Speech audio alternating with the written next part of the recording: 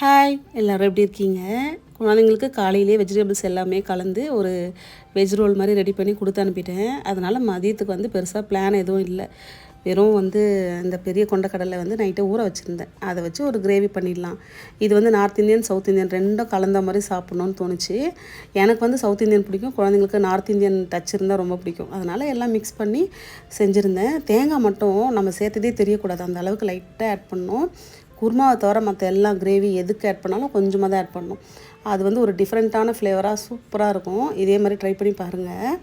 அதுக்கப்புறம் எந்த வீடியோ போட்டாலும் அதை போய் பார்த்தோன்னா கண்டிப்பாக ஒரு 2-3 டிஸ்லைக் இருக்கும். முன்னாடியெல்லாம் அந்த டிஸ்லைக் பார்த்தா அவ்வளோ கஷ்டமாக இருக்கும். இப்போல்லாம் டிஸ்லைக் பார்த்தா ஒரே சிரிப்பாக வருது. எல்லாம் நம்ம தெரிஞ்சவங்கள தான் இருக்கும்னு சொல்லிட்டு எப்போவுமே நம்ம பக்கத்தில் இருக்கவங்க, நம்மளுக்கு ரொம்ப தெரிஞ்சவங்க தான் நம்ம வளரக்கூடாது, நம்ம வந்து முன்னுக்கே வரக்கூடாதுன்னு நினைப்பாங்க. இதில் வளர்கிறதுக்கு எனக்கு என்ன இருக்குன்னு எனக்கு ஒன்றும் புரியல. தேங்க்ஸ் ஃபார் வாட்சிங். Bye bye.